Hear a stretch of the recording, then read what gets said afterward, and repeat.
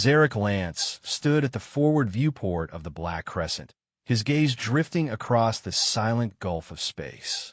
The cruiser's interior lighting flickered across his silver-green skin and the faint scars that lined his jaw, a roadmap of the battles he had fought and won.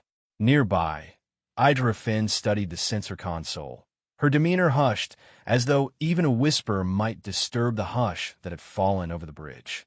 Idra had seen the messages on the underworld networks. A lone human ship had been spotted, drifting through the Baryon sector without any visible escort. It was a tempting target in theory, one that promised salvage, technology, and perhaps the bragging rights of being among the few raiders bold enough, or foolish enough, to test human defenses. Yet Idra's hands trembled ever so slightly, remembering the tales. Some said that ships of Earth traveled alone because they never truly needed help, and because they carried a force too destructive to provoke. Doric, the Black Crescent's towering weapons chief, cared nothing for such rumors. He paced behind Zarek and Idra, each heavy footstep ringing against the deck plates. His left arm bore a welded-on exoskeletal gauntlet that gave him the strength to lift a grown raider by the throat, and most of the time, that was all the intimidation he needed. Even so, he found little opportunity to fight these days. After all, the Black Crescent had begun to run low on resources. Fewer merchant convoys were venturing into the Baryon sector, where rumors of vicious pirate attacks and warnings about certain unstoppable Earth vessels abounded.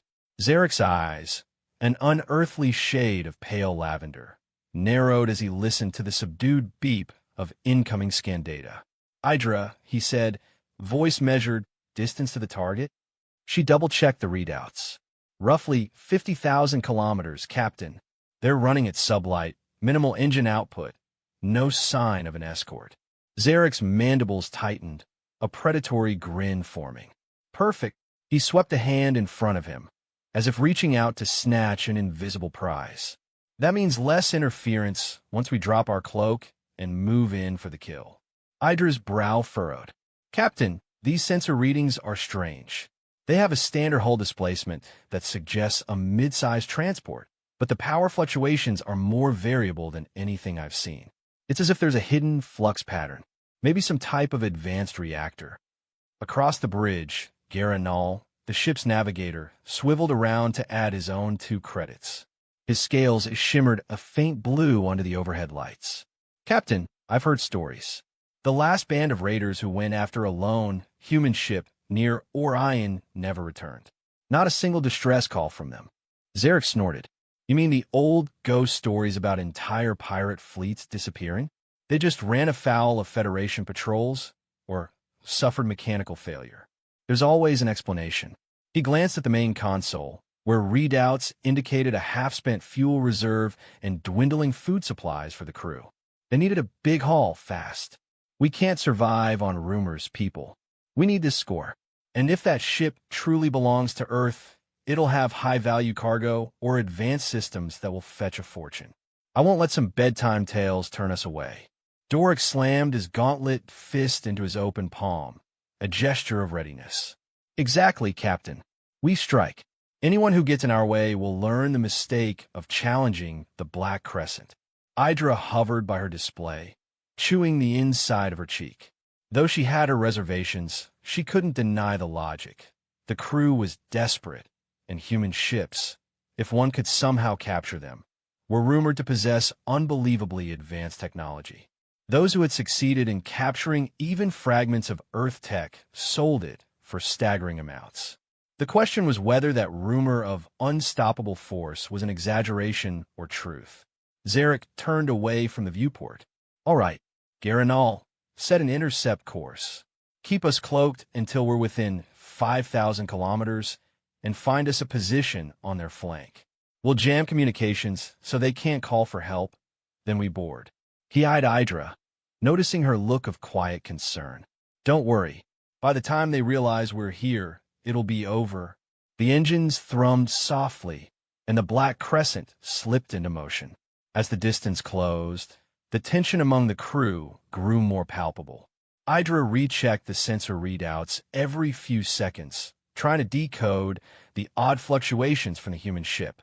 The data refused to make perfect sense. Doric sharpened his blade and calibrated the main cannon. Outside the forward viewport, the stars shifted imperceptibly while the shape of the distant vessel, registered on the readouts as EI. Stardanza loomed ever closer. Within the hour, they had visual confirmation. The Stardanza was shaped like a sleek arrowhead, with smooth curves and only a few noticeable protrusions that might have been sensor arrays. It drifted without any sign of urgency or alarm. Under normal circumstances, that might have suggested an inexperienced or overconfident captain. But Idra doubted any Earth captain would be incompetent enough to drift so casually through a pirate-infested region. The hum of the engines changed pitch as Garrett and all cut forward thrust to maintain a parallel drift. "We're in position," he announced, quietly but firmly. "Captain, waiting for your order." Zarek surveyed the readouts, taking in the silent, unsuspecting silhouette of the Stardanza. "Activate the comm jammer," he said. "Disrupt any transmissions they might try to send. And cut life support to minimal on the Raider pods. Doric, you'll lead the boarding teams. Idra, keep scanning for anomalies." The jamming field spun up, sending waves of interference outward. A part of Idra expected an immediate reaction from the human ship, some sign that they'd noticed the intrusion. But the Stardanza continued as if nothing had changed, simply drifting through the cosmic emptiness. The Raider pods detached from the Black Crescent, each loaded with half a dozen armed pirates. Doric's pod took point, guided by a pilot whose only previous Earth-related experience came from rumor. Adrenaline spiked as they neared the Stardance's hull. The pods latched onto what appeared to be an external docking port. "No alarms blared. No defensive turrets emerged." Doric's voice crackled over the short-range comms. "We're latched. Hull seal is good. Beginning override." From the Black Crescent's bridge, Zarek watched intently, one hand resting on the arm of his command chair. Idra busied herself monitoring the data feed from the pods, feeling her heart pound. She couldn't shake the feeling that something was off. Inside the lead pod, Doric typed the final lines of the hacking override. A green light flicked on, meaning the Stardance's airlock was cycling open. A hiss of pressurized air whooshed into the cramped chamber. Doric allowed himself a grin. This was too easy. As the hatch slid aside, the pirates moved in with practiced precision, rifles up, every nerve taut. They expected close-quarter fighting or panic from the crew. Instead, they found a long, pristine corridor lit by cool white panels, extending deeper than it had any right to, given the ship's external dimensions. "Rooms on each side," muttered one raider, sweeping his weapon back and forth. But no sign of anyone. "Life support reads normal oxygen-nitrogen atmosphere." Doric gestured for the group to press forward. "Eyes open. If they're hiding, we flush them out. This is our ship now." Back on the Black Crescent, Idra watched the feed from the boarding team's helmet cams. The corridor, all gleaming walls and smooth angles, looked more like a clinical research station than the typical steel and rivet corridors of a standard transport. She frowned. "Captain, I'm seeing the feed. This is bigger than the scan indicated. That corridor alone shouldn't exist in the space we mapped." Zarek glanced at the footage, scowling. Then maybe their scans were wrong. Or they're using some interior design trick. Something tugged at Idra's intuition.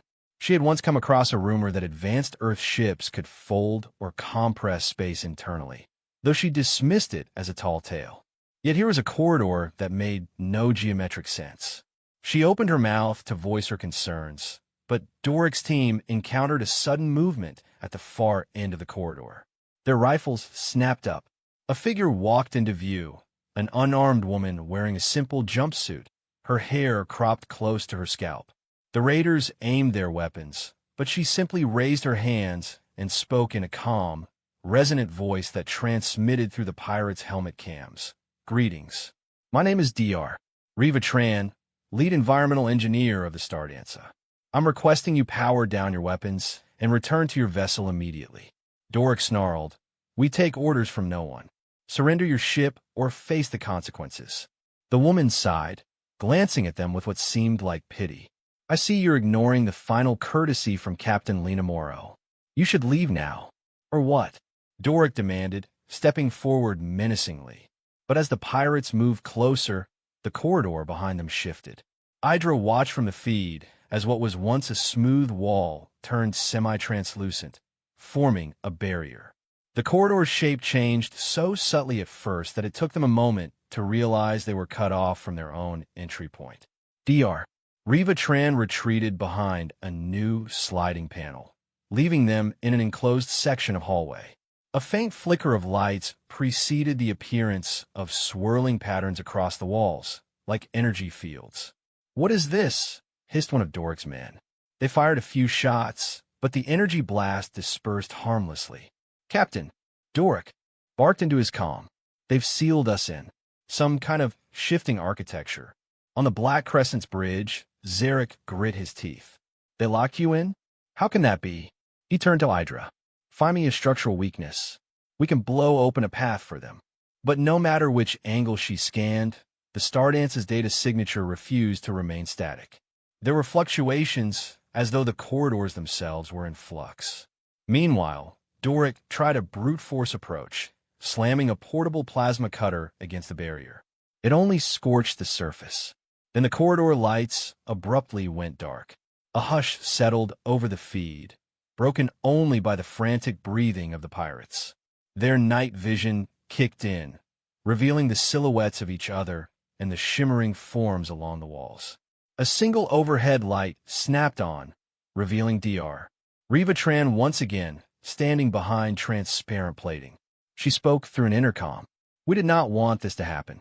Our ship is a peaceful research and habitation vessel, but it is designed to defend itself against external threats. Turn back." Doric aimed his rifle. "You think we're intimidated by trick walls and holograms? We'll tear this place apart if we must." Dr. Tran's expression was tinged with sorrow. "Then you leave us no choice." Elsewhere on the Stardancer, the second and third boarding teams fared no better. Idra watched one group enter what appeared to be a hydroponic bay. But it was enormous, like a full agricultural complex under a simulated sky. Their scanners went wild, detecting an open area kilometers across, which should have been impossible given the ship's exterior size. The feed showed green fields, small walking paths, clusters of fruit-bearing vines that seemed meticulously tended. No sign of the main crew, though occasional shapes moved in the distance, silhouettes that vanished into corridors or behind walls that pivoted as soon as the pirates approached. Idra's pulse raced. This was exactly what she feared: dimensional fold technology or something equally advanced. They had stumbled onto a ship that defied standard physics. From the corner of her eye, she saw Garanal shooting anxious glances her way. "Captain," Idra ventured, "we need to reconsider.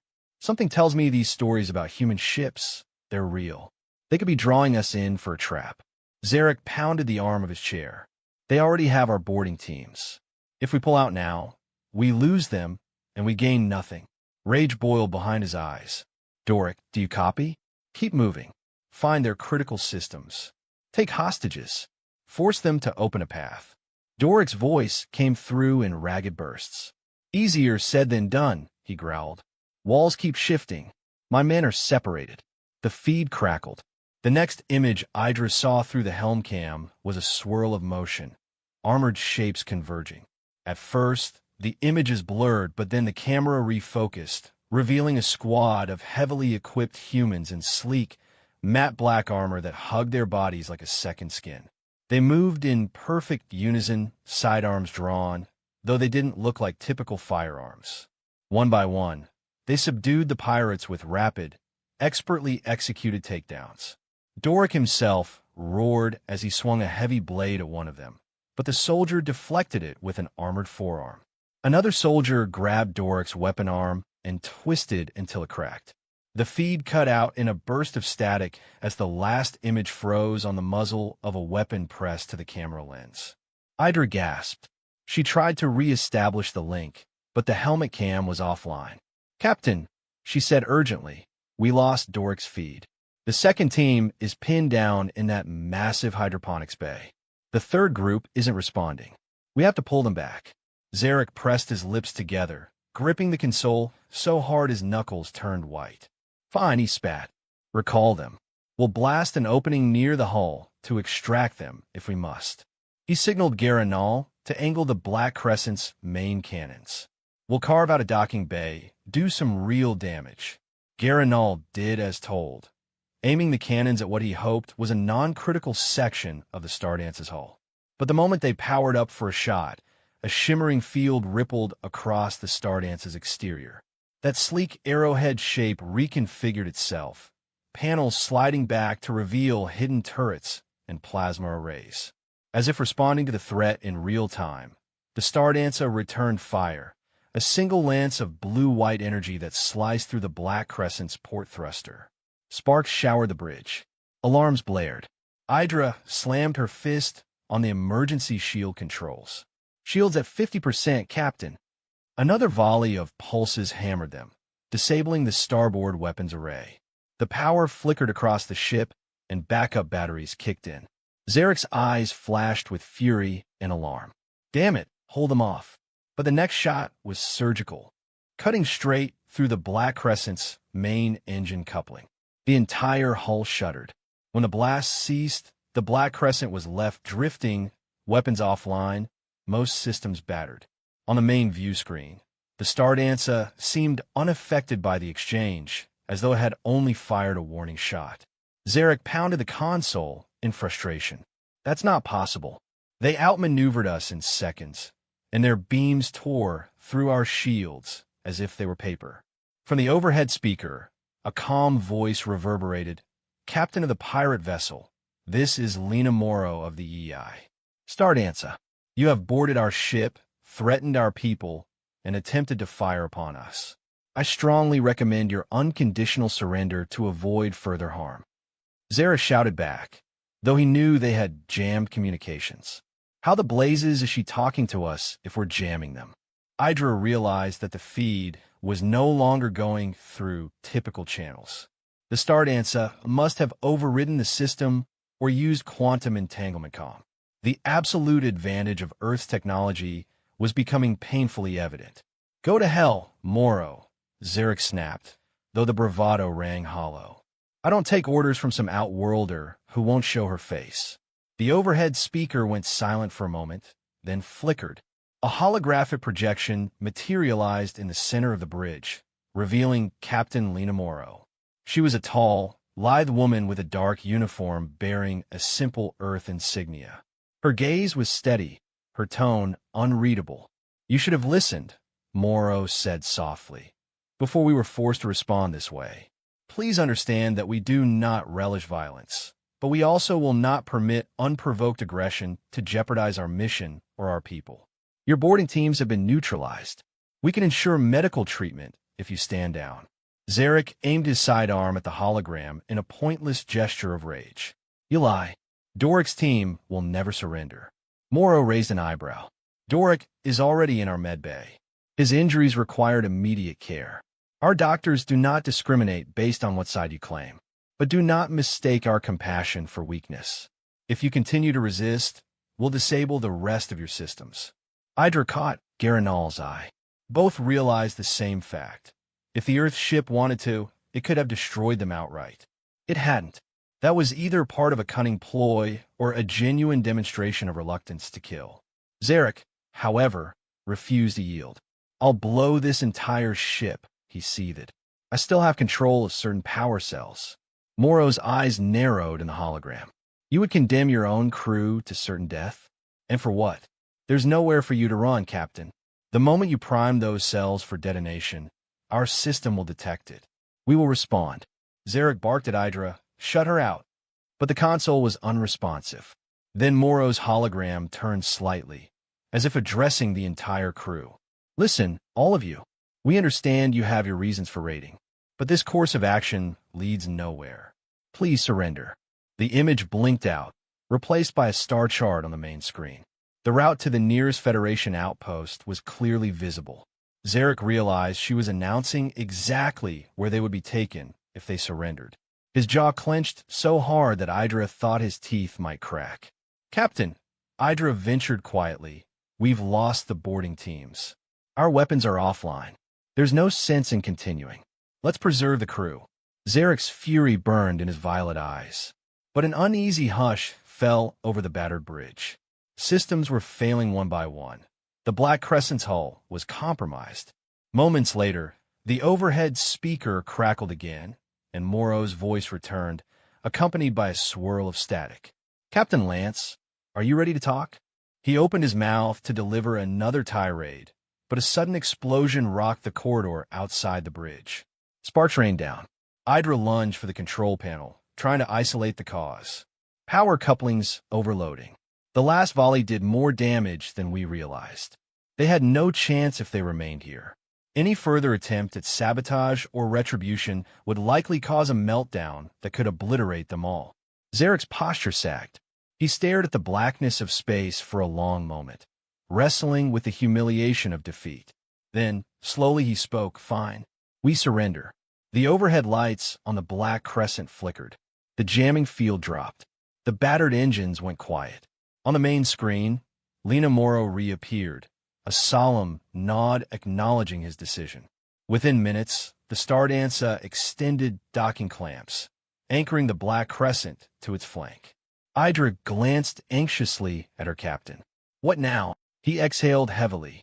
"Now we find out if these humans keep their word about medical care, or if they just want to haul us off for trial." A short time later, a boarding tube linked the two vessels. Hydra stood at Zarek's side as the hatch slid open. The first figures to appear were humans in that same sleek black armor. The Sentinel Squad, presumably. Their faces were hidden behind tinted visors. They moved with silent confidence, scanning the raiders. One of them spoke, voice distorted through a modulator, ordering the pirates to disarm. Hydra saw no reason to resist. She dropped her sidearm. One by one, the rest of the crew did the same. Zarek glared but followed suit. The Sentinels escorted them through the tube and onto the Stardancer. Hydra's eyes widened at the interior. It was even stranger in person. Corridors that looked more like something out of a high-tech university than a warship. Tiny drones zipped past overhead, performing repairs to the hull plating that had apparently reconfigured itself. She saw glimpses of farmland beyond transparent doors, an orchard or a field, the geometry making no sense given the scale of the ship's exterior. Eventually, they reached a wide, open chamber that served as a security station. There, a tall woman waited, Lena Morrow, with a posture that exuded authority. The lights overhead cast reflections on her uniform, revealing subtle circuitry woven into the fabric. She studied the captured raiders with a mix of caution and what Hydra could only interpret as empathy.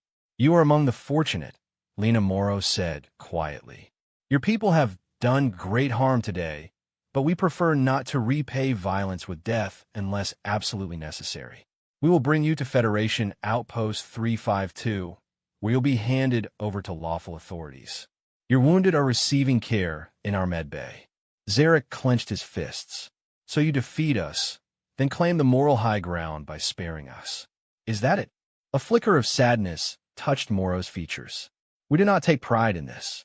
We travel alone to conduct scientific missions, expand humanity's knowledge, and maintain independence.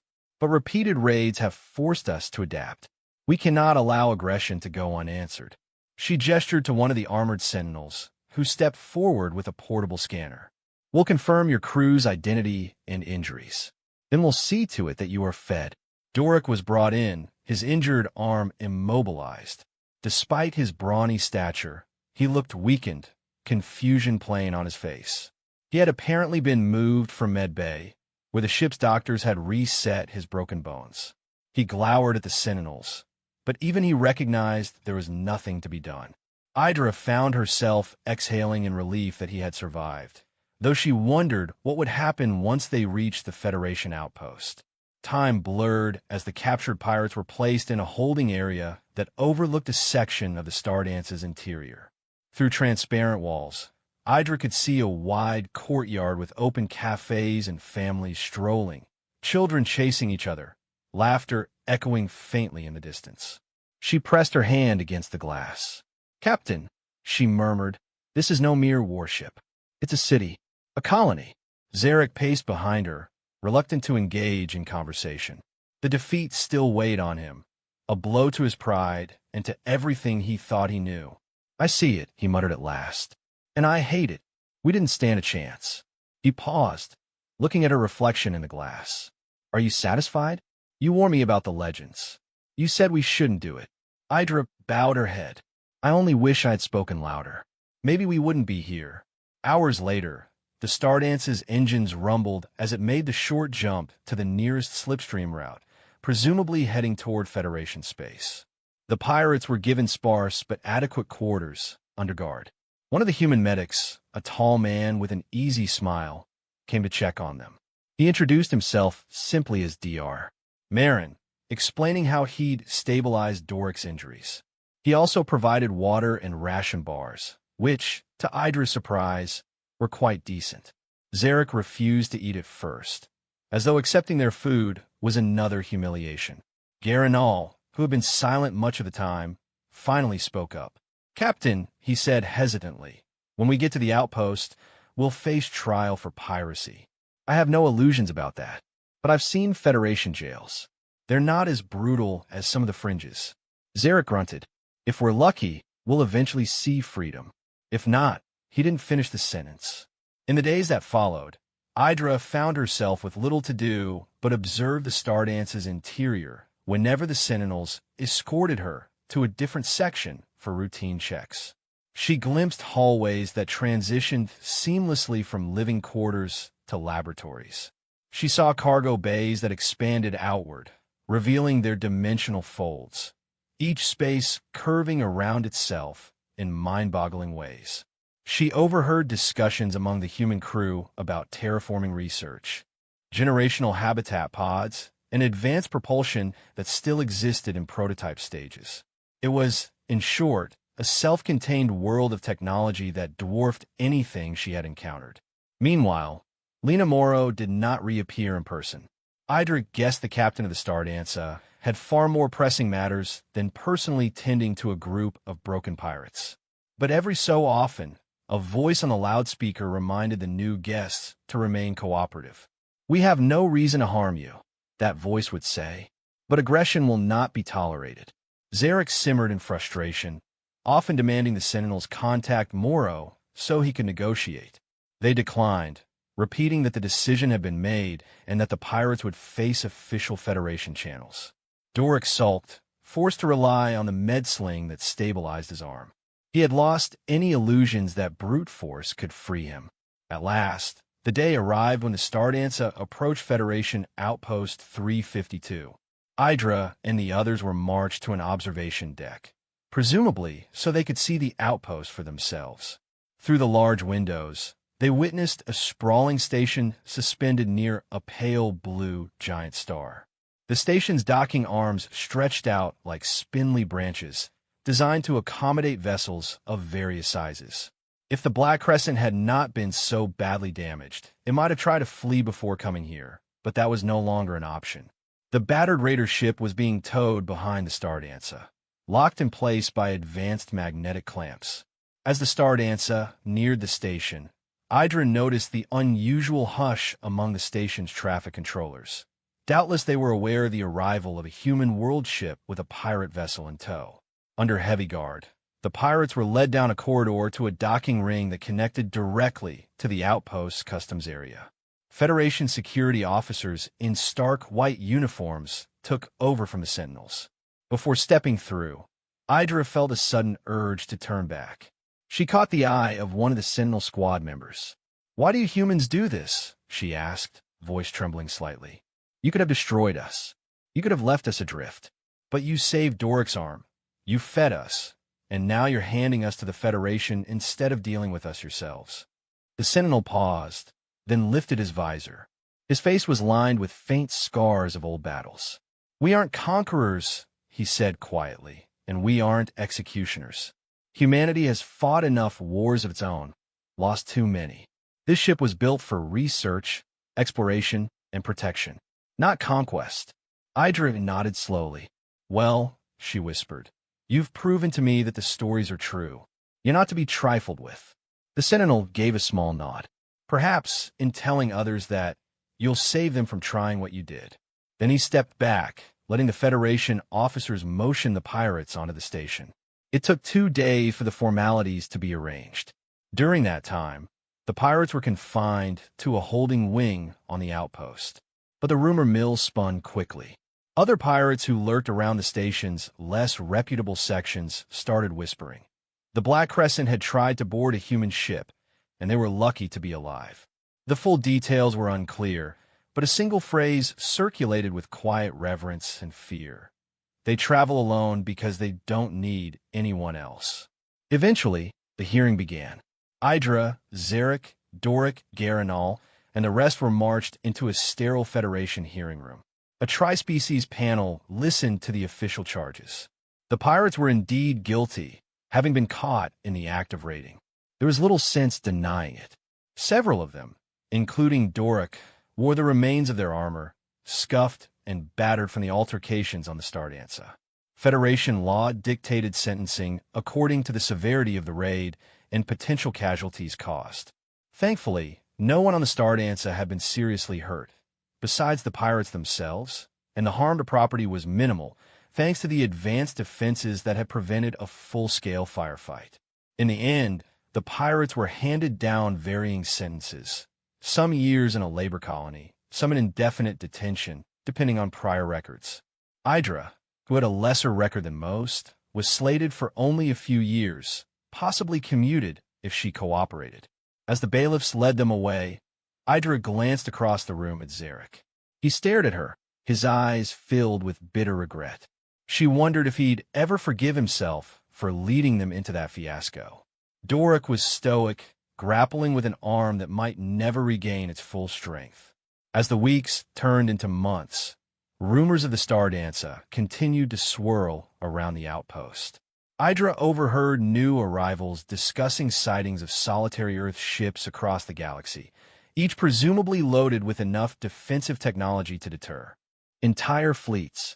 She heard that sometimes these ships offered medical or humanitarian aid, but any act of aggression against them ended badly for the aggressor.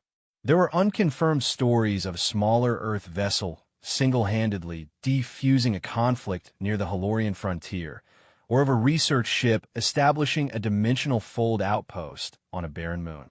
It seemed that wherever they went, they left behind whispers of awe and caution. For Idra, the time spent in incarceration blurred day by day. She endured routine tasks, menial labor, and occasional visits from Federation officers seeking information on pirate networks. She offered them what little she knew, mostly out of disillusionment with the entire pirate life. The hearing had made it clear that her best hope was to eventually earn release. In her quieter moments, she thought about the orchard she'd glimpsed inside the Stardanza, the sense of peace there, the daily life that had felt so at odds with the panic and violence of the raid. Some members of the Black Crescent tried to keep their bravado even while locked up, boasting that they'd break out and never yield. Others, like Garanal, reflected on the chain of decisions that led them here. Gradually, the stories of unstoppable human technology spread further through the prison blocks, repeated and embellished by various detainees. The result was always the same, a gentle but terrifying cautionary tale. Do not test Earth's solitude. They travel alone for a reason. Meanwhile, news from outside trickled in. Another pirate crew had apparently attempted an ambush on a supposed lone Earth ship near the Perseus Arm. They never returned. It was widely believed that they had been neutralized just as the Black Crescent was, but with less mercy. Some said that an entire pirate flotilla had vanished in the same region, though officials insisted there was no proof Earth was involved. The rumor, however, continued to flourish. Idra Servertime, when she was finally released, after demonstrating good behavior and cooperation, she found herself at a rundown station on the outskirts of Federation space, with few possessions beyond a small stipend and the clothes on her back. Within days, she located a dingy dive where X-Raiders gathered, hoping to trade stories and sometimes join new crews. They recognized her face, or at least recognized the half-metal gauntlet she wore as a tribute to her fallen crew's memory. A young pirate approached, eyes shining with naive ambition, bragging that he'd recently spotted a single Earth ship near the outer rim. It was easy pickings, he boasted. No escort, not even a fighter drone in sight. Hydra took a breath. Memories of the Stardance's corridors came rushing back, along with visions of Dr. Reva Tran behind the glass, the orchard that stretched impossibly far inside the hull, the unstoppable Sentinel Squad. She met the young pirate's gaze. "Listen," she said in a quiet voice that carried its own weight. "Don't be a fool. Those ships you think are vulnerable? They're not. They have more technology and firepower than you can possibly imagine.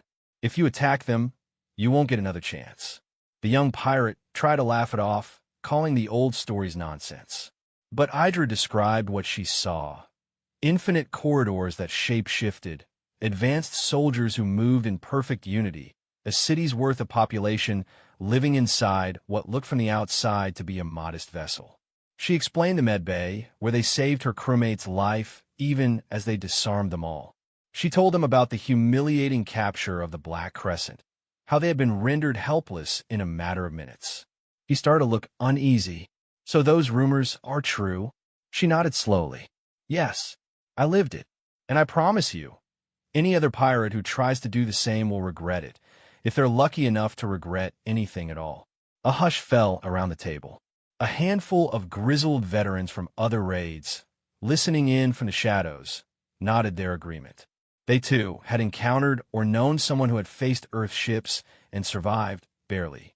As the night stretched on, Idra's words spread among the bar's clientele, from one table to the next, each hushed voice adding to the living legend of Earth's solitary vessels. Some repeated that human ships travel alone because they never needed assistance. Others claimed that humans hated drawing attention to themselves, preferring to keep their advanced technology hidden beneath unassuming exteriors.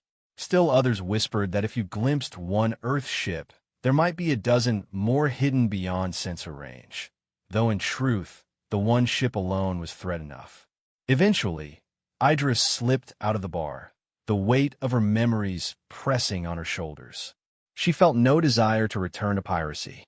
Part of her wanted a fresh start, perhaps as a freelance scout or a simple cargo hauler. Anything to avoid repeating the mistakes that Zarek had led them into. As she wandered through the station's corridors, half-lit neon signs casting flickering shadows, she recalled the orchard on the Stardance once more, a place of serenity. That memory stood in stark contrast to the battered corridor of the Black Crescent after it had been pummeled by unstoppable beams. She considered the final words she had heard from Lena Morrow, broadcast just before the pirates were handed over. "I hope your people will learn. We are not your enemies unless you force us to be. We want to explore, to discover. We travel alone so that we can tread lightly across this galaxy, forging new knowledge rather than new wars. Let that be a lesson to all who think we are an easy target. Our solitude is both a choice and a warning." The station's corridors led Idra past crowds of travelers from multiple species, merchants hawking wares, families relocating to safer worlds, miners returning from asteroid belts. In each face, she imagined the same spark of curiosity or fear that had once driven the Black Crescent to risk everything. She paused by a viewport that opened onto the star-dappled void. In the far distance, there might be another Earth vessel, traveling alone, unsuspecting pirates believing themselves cunning enough to strike. But if they tried, she knew how that confrontation would end. Somewhere beyond the shimmering lights of civilization, the EI. Stardancer continued its path, carrying scientists, families, and advanced defenses that dwarfed the destructive power of entire fleets. Perhaps they were terraforming a distant moon or cataloging new species in an unexplored nebula. Idra suspected that if they encountered any sign of distress, they would help, but if threatened, they would neutralize the threat before it grew serious. She could almost hear the battered voices of her old crewmates. If only we had listened to the warnings. She turned away from the viewport, determined to spread the cautionary tale as widely as possible. Fewer pirates might be drawn to reckless assaults if they understood the truth. Better to find profit in less suicidal ventures. On the station's notice board, she posted a cryptic message of her own. To those who think to prey on traveling Earth ships, don't.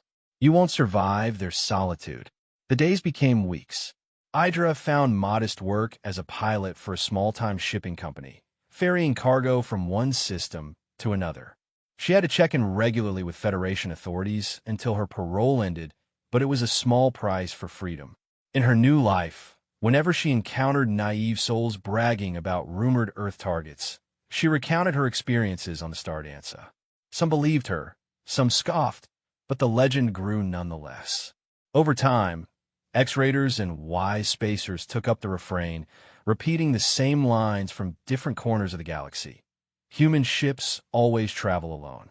Don't mistake that for vulnerability. It's a warning. Sometimes she wondered about Lena Morrow and Dr. Reva Tran, or about the orchard in the Stardance's interior. Perhaps someday, if the Federation permitted, she might cross paths with them again under better circumstances, though that might be too optimistic. A part of her harbored a grudging respect for the humans' approach. They offered mercy when they could have easily executed the pirates, but their defenses were so overwhelming that it allowed them to hold both convictions simultaneously. It was a strange balance of compassion and power that turned them into myths. Her final memory of the entire ordeal was the day the Stardancer had first come into view, a quiet arrowhead gliding through the darkness, alone yet carrying a city inside.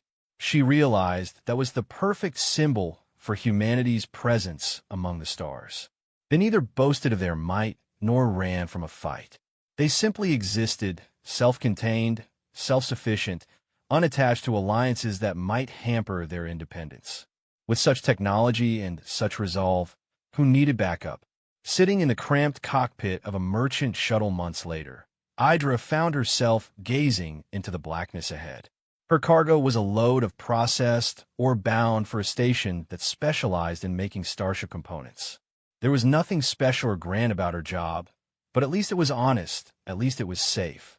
She keyed in the autopilot, then idly scanned the local channels. The chatter was routine.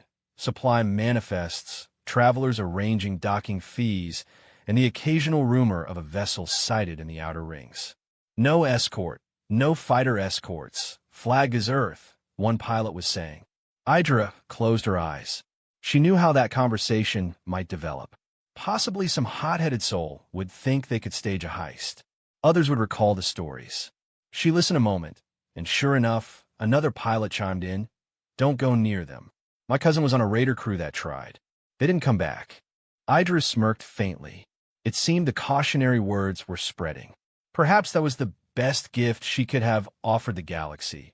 An honest account of the unstoppable fortress disguised as a single ship and the unwavering courage of a people who traveled alone because they chose to do so. She hoped it might spare some foolish crew from a fate like the Black Crescents. She leaned back in her seat, letting the hum of the engines lull her. Yes, once, she had made the mistake of underestimating a lonely Earth ship. Never again. In the blackness beyond her forward viewport, a pinprick of light might have been a star or a distant vessel. She couldn't tell from this distance. But if it was a human craft, quietly gliding through the cosmos, she silently wished them a safe journey. She knew they would not need her wishes to stay safe, but it felt right to offer them nonetheless. In time, Idra would move to another station, then another, always hearing repeated variations of the same old mantra. They roamed the stars alone. Don't be fooled.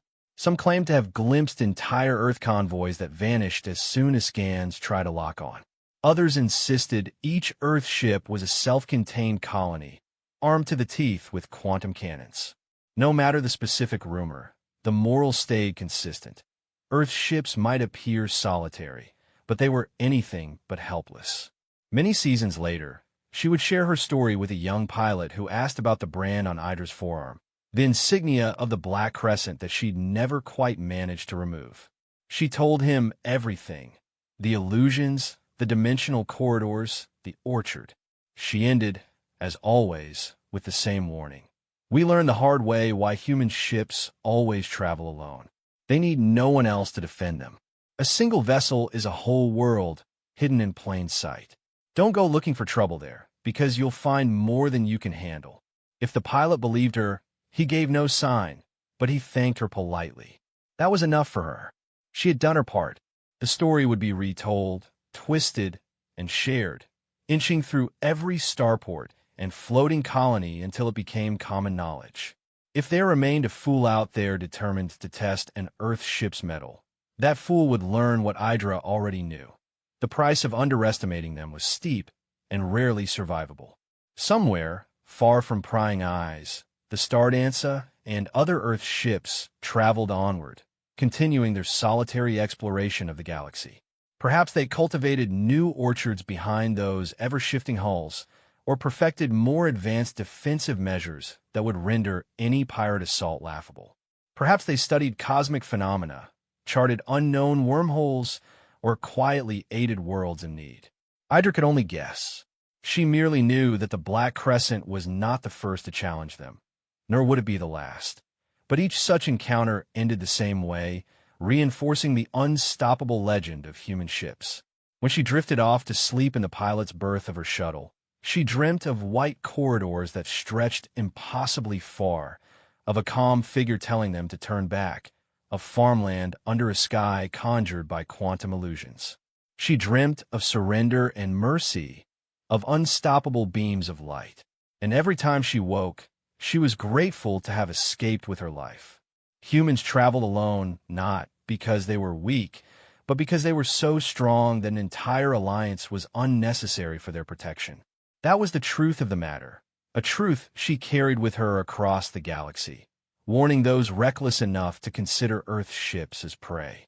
In that way, the story of how the Black Crescent learned why human ships always travel alone became a whispered legend among raiders, smugglers, and bounty hunters. Perhaps in time, fewer attacks will be launched on unsuspecting Earth vessels. Perhaps not, but at least the knowledge was out there. Maybe some bold or foolish soul would defy the warnings and vanish without a trace. For Hydra, the best she could do was leave that caution behind wherever she traveled, telling the next wide-eyed scoundrel that solitude did not equal weakness, and that a single Earth-world ship could contain enough wonders and nightmares to humble an entire pirate crew. Thus the words echoed across bar counters and dark station corridors. They roamed the stars alone, so beware. And as for the humans themselves, they simply went on with their explorations, colonizing new frontiers, secure in the knowledge that the illusions of weakness were their greatest shield against aggression. Any who tried to pierce that illusion soon found themselves face to face with unstoppable, implacable force. And the galaxy continued to spin, star after star, as the quiet, solitary Earth ships journeyed onward, unafraid and unaccompanied, carrying within their hulls the reason why no one dared hunt them twice. In the dim glow of emergency lights, Jordan shivered beneath the battered interior of the old research station. Icy wind battered the exterior walls like an unrelenting beast, howling through broken panels and cracks in the structure. Every breath he exhaled formed a wispy cloud in the stale air. The temperature felt like it was plunging by the minute, and the thin thermal undersuit he wore hardly offered protection against the cold seeping in from every gap. He hadn't planned on crashing here. He'd been on a routine maintenance flight to deliver spare parts to another station on a nearby moon. But his vessel had suffered an unexpected engine failure and spiraled down onto this icebound planet. Scavenging what he could from the wreckage, he managed to break into the nearest outpost, only to find it abandoned and in disarray. Power was all but gone, with a few flickering lights indicating maybe some backup generator left alive somewhere deep in the station. He explored quickly, searching for rations or working heaters, but everything was on its last legs. Most of the rooms stood filled with old crates, overturned tables, and equipment that had frozen over or rusted out. He was alone, at least that was what he believed. Another hour passed in tense solitude. Jordan tried to patch the station's transmitter, hooking it to a handheld device that still had some battery left, hoping the beacon would ping any friendly ship in the region. If luck existed, maybe someone would catch his distress call. The wind outside told him it was unlikely. Who would fly over this forsaken planet in a storm like this? He found a half-collapsed hallway that led to a back area with some semblance of shelter from the drafts. Thick frost coated the walls and ceiling, forming bizarre spines of ice that glittered in the emergency lights. Jordan set his pack down and rolled his shoulders. His suit's power indicator blinked, warning him that the built-in thermal function was nearly depleted. Without heat, it was only a matter of time before he succumbed to hypothermia. He rubbed his hands together, cursing the storm that had forced him here. Then, amid the howling wind, he heard another sound, soft, scraping, almost like a weak gasp. He went still, heart pounding. The station was supposed to be empty. He lifted his flashlight, scanning the corridor in front of him. The beam revealed only walls streaked with ice, lumps of debris, and darkness that stretched into gloom. Again, he heard it, a low rasp, possibly a voice. Was his mind playing tricks? Isolation could do that. But the noise came again, more distinct this time, like someone struggling to breathe. Cautiously, Jordan followed the sound, each step crunching against the frosty floor. When his flashlight swept across a corner, he caught sight of a figure slumped against the wall. He froze, nearly dropping his light. It was a woman, though the pale color of her skin, the faint glowing lines along her arms, and the strange shimmer in her white hair told him she wasn't human. She lay half-curled on the floor, clad in a torn bodysuit that revealed far too much skin to survive these conditions. Her shoulders trembled with cold, and her breaths came in shallow rasps. Jordan hesitated, waging an internal war. On the one hand, she was an unknown alien presence, not supposed to be here just like him.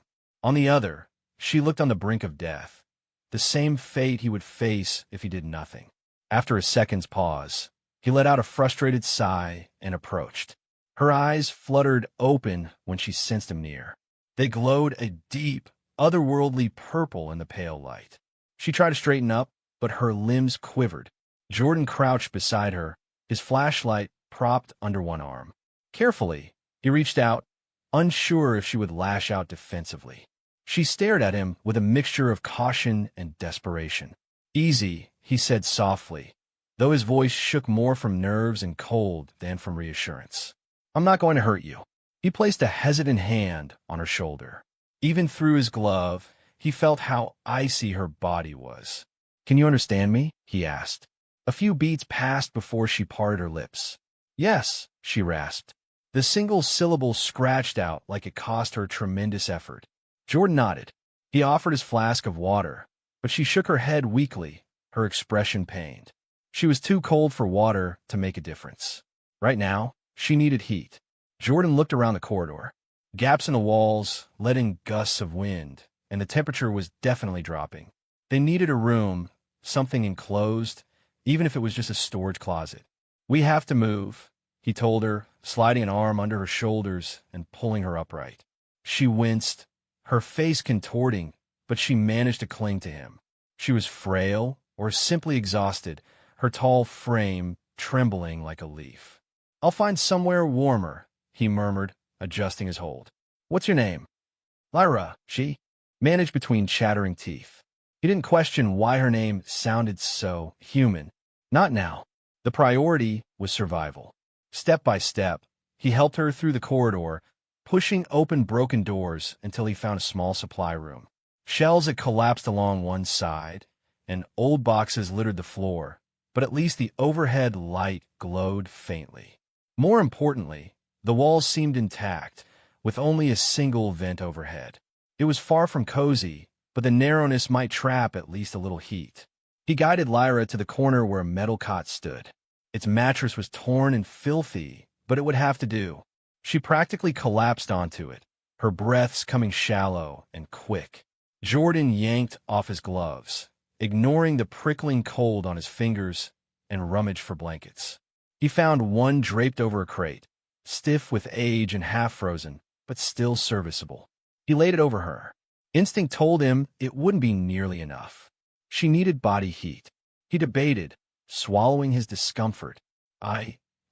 This place is freezing," he said. "We don't have working heaters." "We'll have to." He could hardly bring himself to say it. Her violet eyes flicked up to meet his. She was shivering so violently she could barely speak, but he read her expression. She understood. Sharing body heat in a life-threatening cold environment was standard survival protocol. It was also incredibly awkward when you just met someone, let alone an alien. But the alternative might be death. Jordan cleared his throat. Oh, he let out a nervous laugh that fogged in front of his face. I'll just sit beside you. He eased onto the cot next to her. She was so cold that even through the layers of clothing, he felt it seep into him. Gingerly, he wrapped an arm around her shoulders. Lyra stiffened, her entire body tense. I promise, this is just to keep us alive, he murmured, though he wasn't entirely sure who he was reassuring, her or himself. She closed her eyes and took a long, shuddering breath. Slowly, her head dropped to his shoulder, as if exhaustion had gained the upper hand over fear. Jordan pressed his cheek to the top of her head. Her hair was a shimmering silver white, tangled with bits of frost.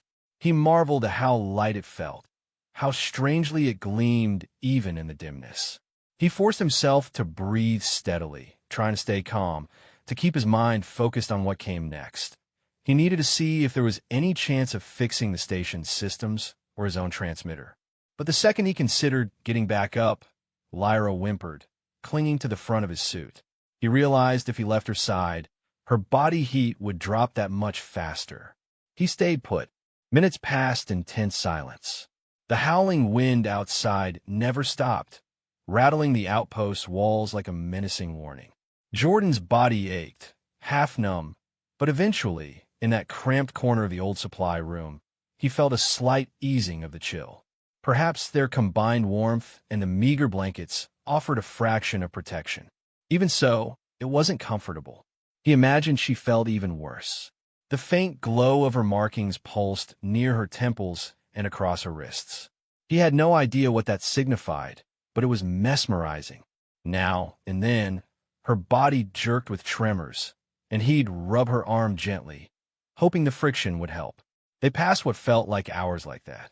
Jordan's eyes drooped off and on, drifting into a restless haze where the cold haunted his dreams. Whenever he shook himself awake, he'd notice Lyra's breathing was equally labored. At one point, he muttered, "I'm Jordan," as if it were important to reintroduce himself, but Lyra only offered a slight nod in response. Fatigue swallowed them both. Eventually, the station groaned as the storm assaulted it from a new angle. Jordan jolted awake, uncertain how long he'd been dozing. Every bone felt stiff.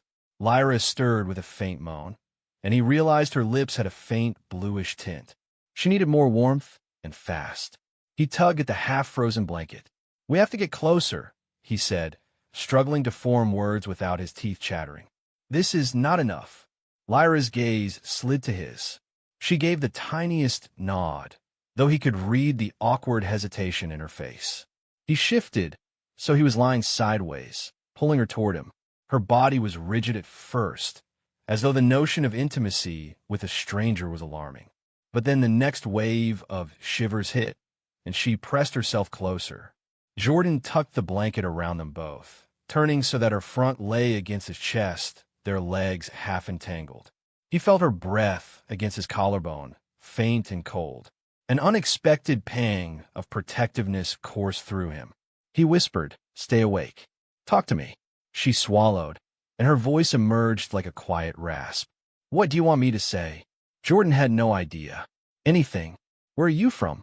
He heard the faintest scoff, something almost like a laugh, but it came out hollow and lost. "Far. Another star system. My ship crashed." She paused for several seconds to catch her breath. "I was alone." He nodded. Their stories weren't so different in a cosmic sense. Just two unfortunate souls stranded on a planet that could kill them.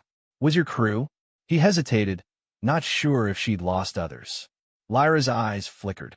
"My crew escaped. I was left behind. I try to find shelter here." Jordan felt a knot of sympathy tighten in his chest. "I'm sorry," he said quietly. She closed her eyes, as if to push away painful memories. Another blast of wind shook the outpost, making a deafening clang. Jordan squeezed his eyes shut, tightening his arms around Lyra reflexively. She let out a shaky exhale, and he realized just how fragile she felt. Minutes bled into hours. The meager lighting flickered and dimmed, plunging them into near darkness, but they stayed curled against each other. Jordan's mind wandered. He remembered old survival lessons about bundling for warmth. Skin-to-skin contact was best. He wore multiple layers, and so did she, albeit her suit was ripped. But the thought of removing clothing to press their bodies together, well, he'd do it if it meant saving her, saving them both. Yet that was a step of intimacy that felt off limits. Already, she was trembling so badly that he worried the blanket wouldn't suffice. Eventually, Jordan managed to drift off into a half-sleep, though the sense of ever-present danger lingered. In the gloom, Lyra's faint glow sketched out the lines of her face, highlighting her alien features. She looked so strangely beautiful, even while battered by cold. He wondered if she was thinking the same about him, that he was as foreign to her as she was to him. The gentle rise and fall of her chest soothed him more than he cared to admit. At one point, a loud crash from the hallway jolted them both awake. Possibly a section of the corridor roof caved in from the weight of ice. Every muscle in Jordan's body ached, and his head throbbed from the cold. Lyra's eyes shot open. She tried to push herself upright, but nearly toppled. Jordan caught her around the shoulders. "Easy. It's not safe out there. We should stay put until morning, if there's any morning to speak of in this storm." She gave a subtle nod, lips parted as if to say something. Then, to his surprise, her glowing markings pulsed a bit brighter, and the color in her cheeks deepened. "Thank you for helping me." She spoke haltingly, as though each syllable was an effort. Jordan let out a weary chuckle. "We're in the same sinking boat. If you go down, I probably do too." Despite the half-hearted jest, he meant it. If either of them succumbed to the cold, the other would be next. Lyra's head drooped, and Jordan settled back with her. He tried not to notice how close their faces were, but it was impossible to ignore. Her hair brushed his jaw. There was a tension between them that went beyond the purely practical. Perhaps it was the adrenaline, the desperation to survive, or the sheer closeness in such dire straits. Whatever it was, Jordan felt it simmer in the back of his mind, a strange warmth that contradicted the frigid environment. Finally, exhaustion overcame them. They lay together in the darkness, lulled into a shallow sleep by each other's rhythmic breathing. The storm raged on, wind screaming, but neither had the energy to do more than cling to one another. Once, Jordan awoke to find Lyra's arm draped over his chest, her fingers clenched around the fabric of his undersuit. He gently loosened her grip, then pulled the blanket higher, ensuring she was covered up to her chin. Time lost meaning in that place. Eventually, a dull gray light filtered through the cracks in the corridor, announcing a new day, though the atmosphere remained bleak. Jordan stirred. His body felt stiff, but not as numb as before. Lyra's breathing was steadier, though she was still far from well. He propped himself on an elbow and stared at her pale face. The violet of her eyes, half-lidded, caught him off guard when she opened them. She studied him just as intently. "I need to see if there's a working generator or some kind of power supply left," he said quietly, clearing his throat. "We can't stay huddled here forever. I also have to check if the distress signal is transmitting." He expected an argument or at least wariness, but Lyra nodded. She tried to push herself upright. He helped her, feeling the tremor that still coursed through her limbs. "I'll go with you," she said. "I might be of help. I don't want you collapsing." He put a hand on her shoulder. "But if you feel up to it, fine. Just lean on me if you need to." She managed the faintest flicker of a smile, so quick he almost missed it.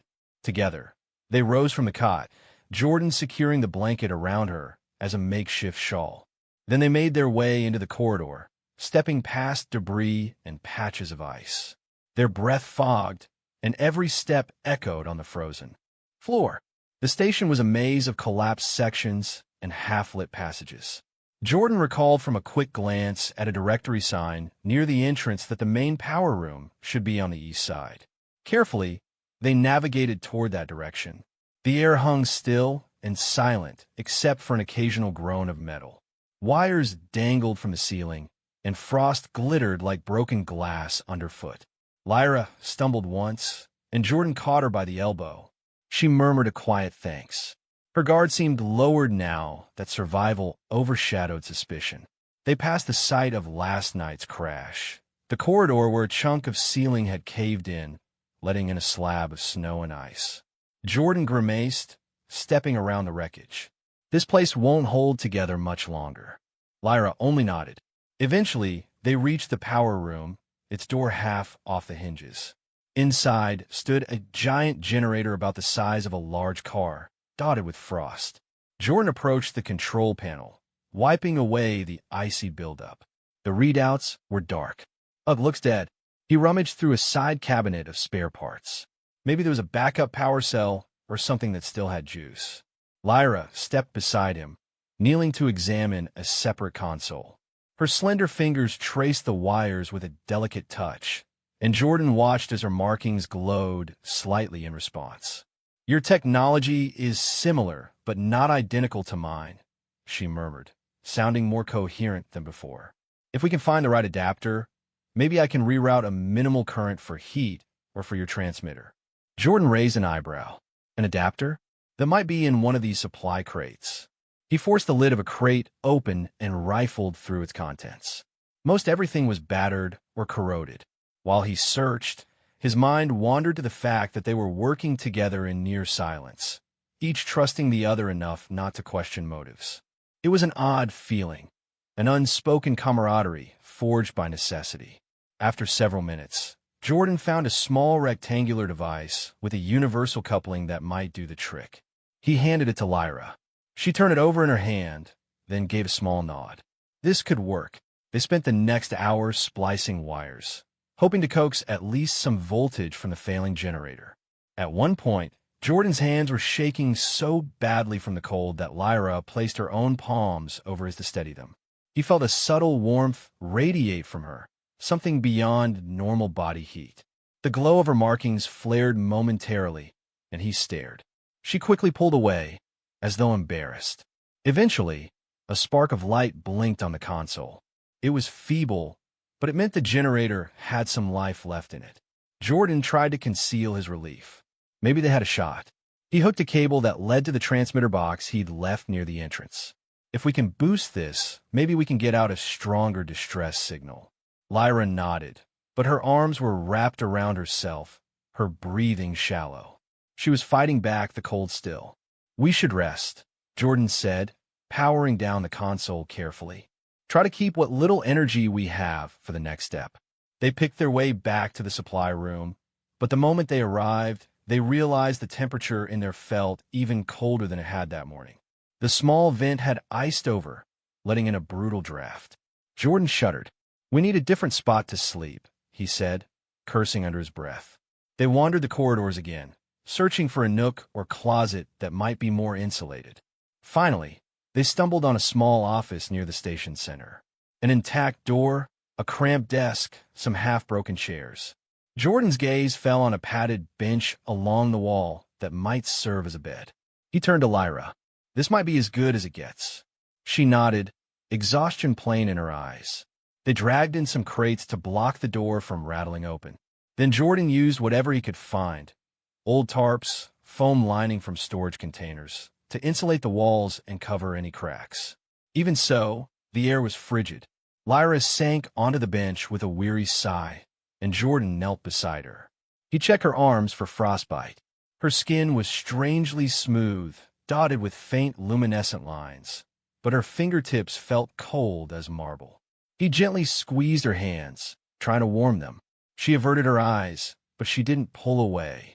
He found a spare blanket draped over a chair and wrapped it around both their shoulders, essentially forcing them into close contact again.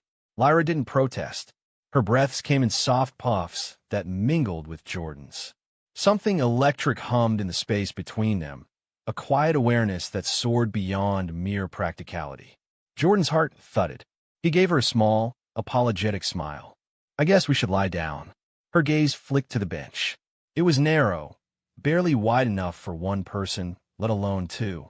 But if they wanted to stave off hypothermia, they had no choice. They settled side by side, her back to his front. Jordan's arms folded around her waist, and he felt her exhale a shaky breath. The old bench squeaked in protest, but it held their weight. For a moment, he tried to keep some space between them, out of respect for boundaries. She, however, shivered violently, so he pressed closer, enveloping her. Her hair tickled his chin, and he smelled the faint aroma of something mineral-like, probably from the alien environment she came from. It wasn't unpleasant, just different. A tension built, an undercurrent that neither of them addressed aloud. The precarious closeness, the mutual need, the unspoken curiosity. Jordan's pulse thrummed. Outside, the station groaned again, a constant reminder that they were still in grave danger. But inside that cramped office, their combined body heat offered some relief. Lyra's voice, barely more than a whisper, reached his ears. "This is so strange," she murmured. "I never expected to find a human, or to trust one." Jordan's chest tightened. He wasn't sure what to say. "I never expected to share a bed with an alien." The words sounded almost comical, but she let out a soft huff of air, something close to a laugh. They lay there in a hush, each lost in private thoughts. Eventually, Jordan felt his eyes flutter shut, lulled by the exhaustion that weighed him down like a lead. He wasn't sure how long he slept, but he awoke to find Lyra shifting in his arms, struggling to turn over. He shifted, allowing her to face him, and the bench nearly didn't accommodate that. Their faces ended up inches apart. She gazed at him with luminous eyes. "You're warmer," she said, her voice hushed. "It helps." A flush crept up his neck. "Good," he whispered back. They stared at each other in the soft half-light. Then, almost imperceptibly, her hand slid up to rest against his chest, just above his beating heart. The contact felt intimate enough to steal his breath. The glow in her markings flared once more, as though reacting to his heartbeat. He wanted to ask about it, about her physiology, her biology, her culture. But in that moment, the words stuck in his throat. Her lips parted, and for a second, he thought she might speak. Instead, she slowly moved closer. He froze, heart pounding. He'd never been this close to someone so utterly alien, yet so heartbreakingly vulnerable. She pressed her forehead to his, eyes sliding shut. The faint lines on her cheeks shimmered. Time stretched in that hush, each heartbeat a drum in Jordan's ears. Then she leaned even closer, and their lips brushed. It was featherlight, tentative like a question. Jordan's mind whirled. He knew this wasn't just about the cold anymore. A surge of warmth spread through his chest, different from the heat they fought so hard to preserve. He allowed himself to return the delicate pressure, kissing her back softly. It was the briefest exchange, but it held a world of meaning. When she pulled away, her eyes fluttered open, and there was a new gentleness there. She looked almost embarrassed. I'm sorry," she murmured, as though she'd overstepped. Jordan swallowed, shaking his head. "No," he whispered, voice thick. "Don't apologize." The tension in her features eased, and a ghost of a smile danced across her lips. For a long, silent moment, they just gazed at each other, the station's chaos forgotten. Eventually, Jordan cleared his throat, feeling the cold pressing in again. "We should rest," he said quietly. She nodded. They resettled on the narrow bench, not quite sure what to do with that fleeting spark of intimacy. Yet they remained close, hearts pounding in tandem. When morning, or whatever passed for morning on this planet, came again, they roused from their fitful sleep. The outpost was quieter, the storm outside seemingly less ferocious. Jordan managed to stand and stretch. Lyra followed, wincing at the stiffness in her joints. They gathered their meager supplies. Jordan thought they'd continue working on the generator or check on his transmitter status. But when they stepped into the corridor, they saw a portion of the ceiling had collapsed entirely, blocking access to the power room. "We'll have to find another route," Jordan said, frustration lacing his words. They took a detour through a side hallway, stepping carefully over sheets of ice. Lyra pressed her hand against a metal panel that led deeper into the outpost. If we can reach the roof or some external comm array, perhaps the signal will be clearer, she suggested. Jordan frowned, recalling the directory. The roof hatch might be near the upper labs. Let's try. They walked slowly, helping each other across slippery patches. During that trek, they occasionally exchanged glances that reminded them of the previous night's closeness. Neither mentioned it out loud, but it lingered, a silent understanding that had reshaped their bond. As they neared a stairwell leading to the second level, the building rattled with a sudden gust. A shrill squeak of metal followed. Jordan halted, shining his flashlight up. "Careful," he whispered. The railing looked half broken, and ice coated the steps. Lyra clutched his arm for balance. Inch by inch, they climbed, the steps groaning beneath them. At the top, they found a corridor that looked less ravaged than the ones below. A row of thick windows along one side revealed a gray-white expanse outside, swirling with remnants of the storm. Jordan tried a door labeled Lab 2C, managing to pry it open. Inside was a laboratory with counters, overturned stools, and shattered glass. However, it seemed relatively sealed from the elements. "Maybe we can rest here for a second," he said. Lyra, shivering, nodded in agreement. They stepped in, and Jordan closed the door behind them to block out the draft. He started poking around while Lyra rubbed her arms for warmth. The lab contained racks of old instruments. Suddenly, Jordan noticed a tall cabinet near the back, the door hanging ajar. Inside, he found what looked like insulated tarps, possibly used for storing sensitive chemical containers. They were a bit stiff, but if they were intact enough, these could help. He grinned, calling Lyra over. She ran her fingers across the tarp's surface, nodding in approval. "We can wrap these around ourselves to trap more heat," Jordan said. It wasn't a permanent solution, but it might buy them more time. While rummaging further, Jordan discovered something else. A half-full canister of an industrial heating compound, typically used to keep certain lab samples above freezing. If it still worked, they might be able to generate a bit of heat in a small space. He tested the valve, and a brief hiss emerged. "This could be our best find yet," he said. Lyra watched him, a flicker of hope lighting her face. With those items, they settled near a corner of the lab that seemed the least drafty. Jordan used a piece of metal to rig a stand for the canister, careful not to create a direct flame, but enough to release gradual warmth. The effect was modest but noticeable, an oasis in the freezing environment. Lyra exhaled, letting out a soft groan of relief as the chill eased a bit. Jordan slid down next to her on the floor, their backs against a work counter. "Better?" he asked. She nodded. Her expression turned thoughtful, as though she was weighing whether to speak. Finally, she murmured, "My people, we adapt to cold, but not like this. I never experienced anything so brutal." Jordan placed an arm around her shoulders and gently pulled her closer. "I've never been in a place this cold, either," he confessed. "Space is cold, but at least on a spaceship you have regulated environmental controls. I guess we're both out of our depth." She glanced at him. "It's not just the cold," she whispered. "I didn't think I'd trust or get close to anyone like this." Her eyes searched his. Jordan's heart thumped. He recalled the fleeting kiss, the closeness that was far more than pragmatic. He reached up to brush a stray lock of hair from her forehead. "Life has a weird sense of humor," he said.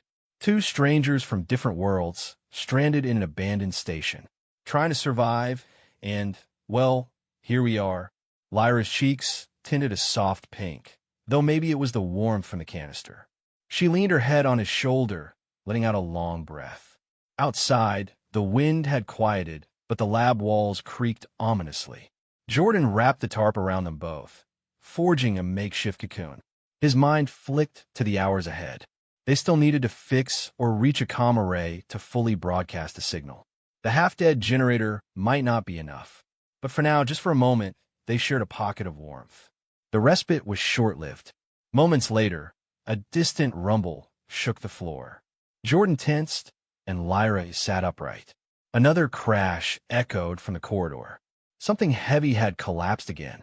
"We might not have much time," Jordan said, rising to his feet. He packed up the canister carefully. Let's keep going. They left the lab, venturing deeper into the hallway, where they found a locked door labeled access to upper external hatch. Jordan fiddled with the control pad, but it had no power. Lyra knelt and pried off a side panel, revealing a cluster of wires. She carefully hot-wired the circuit, using what she'd learned from tinkering with the generator. The lock clicked. Jordan gave her an approving nod, then pushed the door open. They climbed a short ladder and emerged into a cramped observation chamber. Above, a round hatch led outside, presumably to the station's roof. Jordan tested the wheel lock. It groaned but didn't budge. The metal was likely frozen solid. He and Lyra pushed together until, with a crack, the seal broke. A gust of frigid air and snow dust blasted their faces. Jordan coughed, squinting against the brightness. "Come on," he said, hoisting himself up. Lyra followed carefully. They found themselves on the roof of the outpost, a wide expanse of metal plating caked in ice. The sky was a uniform gray, though the storm seemed calmer now. Broken antenna arrays jutted out like skeletons, twisted and half-toppled. Jordan cursed under his breath. This is a mess.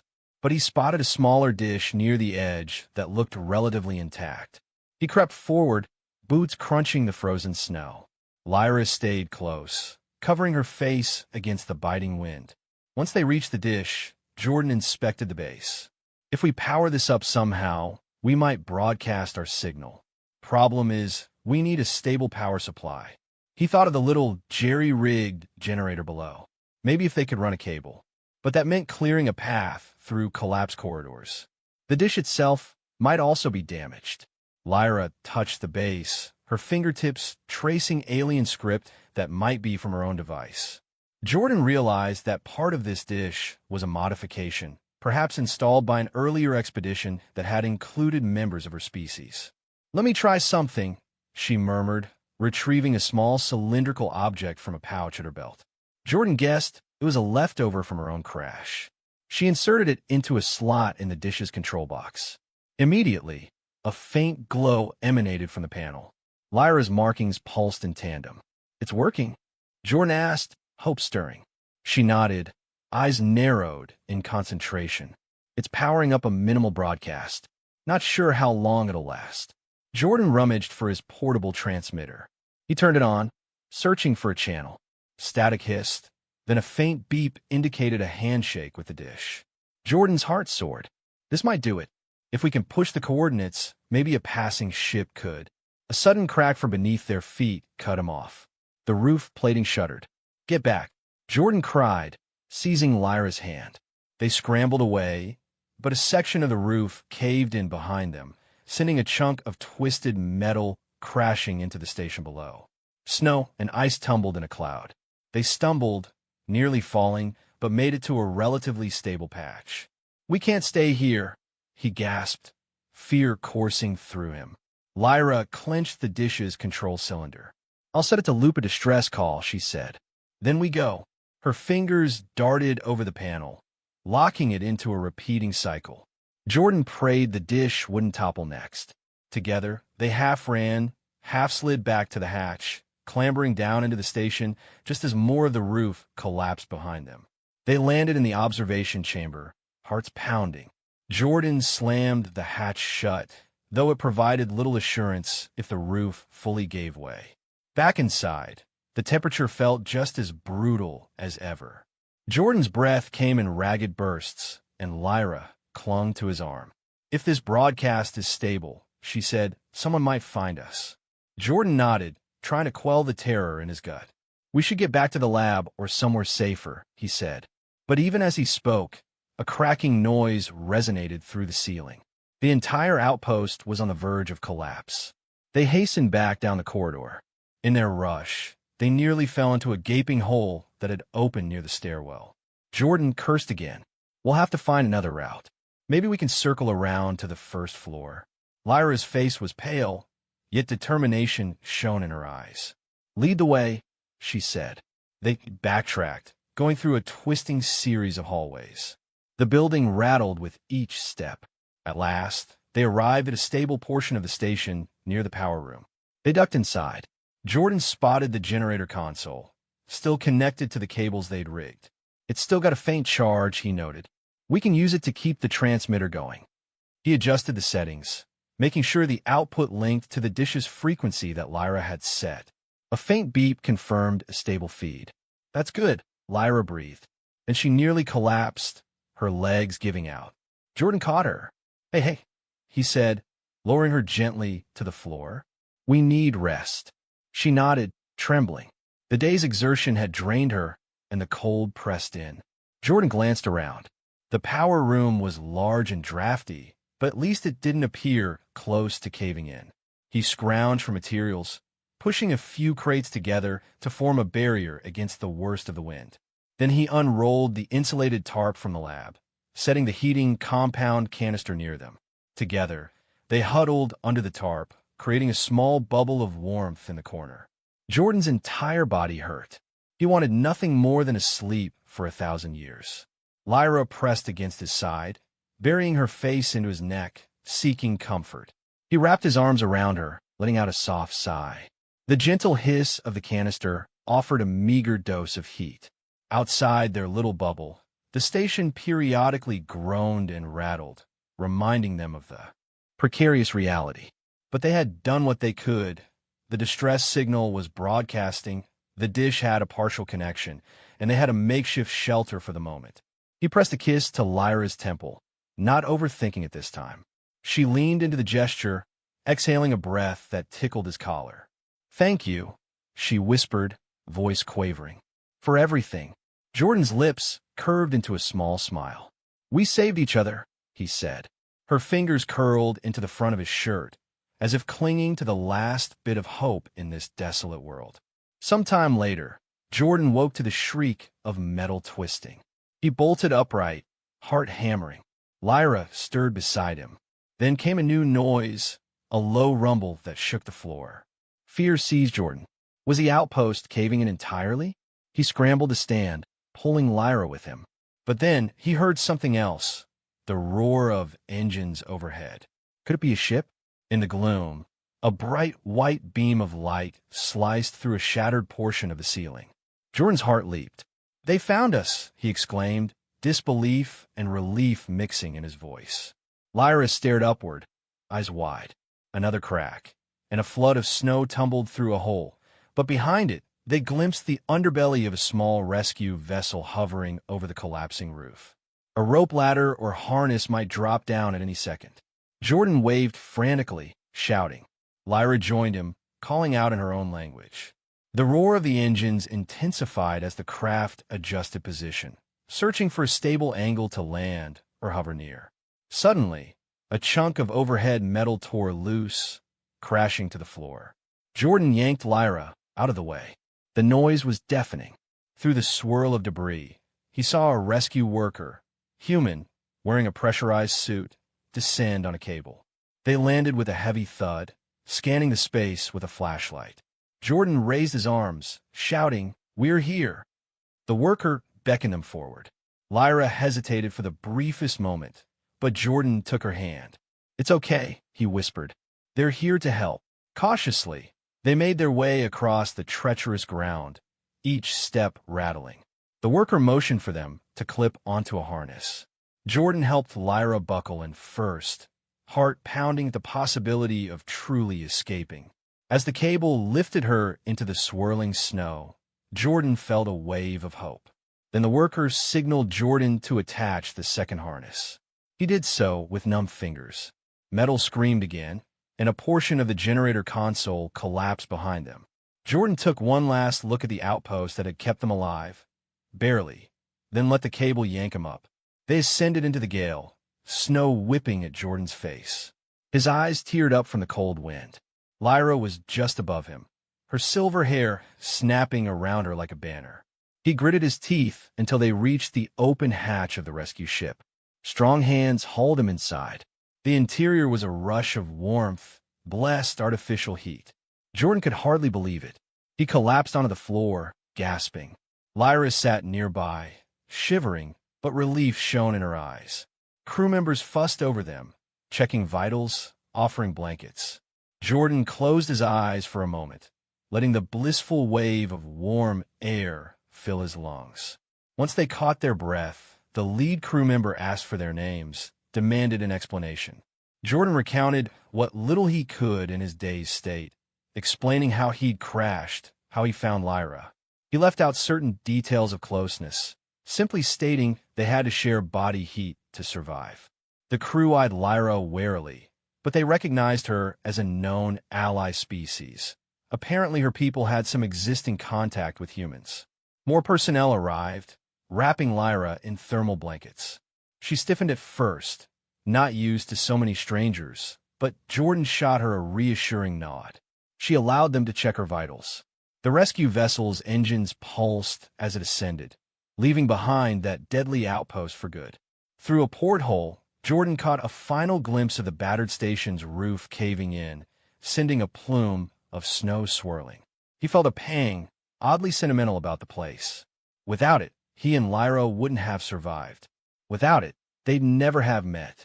He leaned back, letting medics administer warm fluids.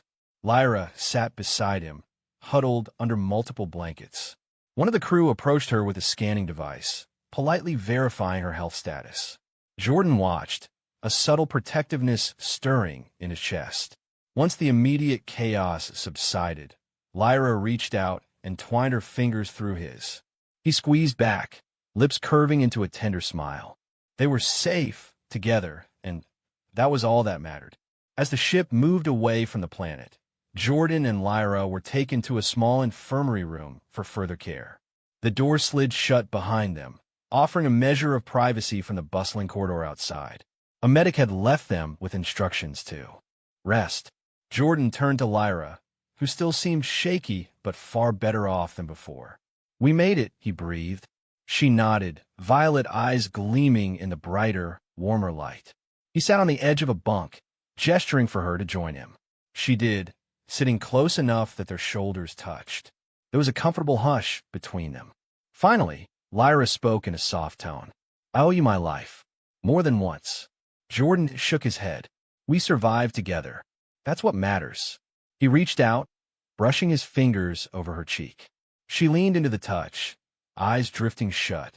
For a moment, he remembered the freezing nights, the precarious station, how they clung to one another just to stay alive. A wave of gratitude surged through him. Before he could think better of it, he leaned in and pressed a gentle kiss to her lips. She responded in kind, her hand curling around his neck. This time, it was unhurried, warm, and reassuring, a celebration of life rather than a desperate grasp for warmth. When they parted, both of them breathed a bit shakily. Lyra's cheeks flushed. She looked at him, a mix of fondness and relief. "So what now?" she murmured. Jordan exhaled, casting a glance at the infirmary's walls. "Well, once we get to a proper station or colony, I'll have to report the crash. You'll probably want to contact your people, let them know you're alive." He paused, uncertain. "But is there a chance you'll stick around? I mean, I don't know if your crew might come for you, or if you want to go off on your own." She silenced him with a light press of her hand on his. "I don't have a home to go back to," she admitted, voice trembling slightly. "My people evacuated, believing me lost. I have nothing except what's here now." Jordan felt his pulse quicken. "You could come with me," he offered, tentative. "At least until we figure things out. We might work something out with the human outposts. A pilot and an alien engineer traveling together, or just staying somewhere safe." The question hung in the air. Lyra's lips curved into a small, genuine smile. "I'd like that," she whispered. Then she let out a weary but content sigh, leaning her head on his shoulder. "I really would." Jordan slipped an arm around her, hugging her closer, feeling the steady warmth of the ship's climate control. Such a stark contrast to the icy darkness they had endured. For a moment, he relished the miracle that they were both alive and together. Time passed, and eventually a crew member came to run final checks. Jordan and Lyra answered questions, signed off on the official rescue logs. The commander on duty glanced from Jordan to Lyra, a spark of curiosity in his gaze. Jordan sensed the unspoken question, just how close had these two become during their ordeal? But the commander simply nodded and said, We'll reach port in a few hours. Get some rest." He left them alone again. Jordan took that as an invitation to slump back on the bunk, letting out a breath. Lyra joined him, resting beside him in that small, standard-issue bed. The hum of the ship's engines lulled them into a state of calm. Curled next to each other under a proper blanket, they felt worlds apart from the miserable outpost they'd escaped. The difference was night and day. No battered walls threatening to collapse. No freezing wind that bit through every layer. Now there was warmth that didn't come purely from desperation, and they savored it. With a slight shift, Lyra tucked herself closer against Jordan's side. Her eyes drifted shut, and he could see the tension in her posture gradually fade. He let his hand rest on her hip, thumb brushing the glowing lines that traced faint patterns on her suit. She murmured something in her own language, half asleep, and Jordan guessed it might be an expression of gratitude or contentment. Gently, he replied, "We're safe," though he wasn't sure she understood. But the way she relaxed against him told him she felt it, regardless of the language barrier. As the ship soared away from the icy planet, Jordan found himself thinking about the last few days, how drastically everything had changed. He'd gone from a routine maintenance mission to nearly freezing to death with an alien woman in his arms. He'd discovered a capacity for compassion and intimacy he hadn't realized existed within him. And Lyra, he sensed, had experienced something equally transformative.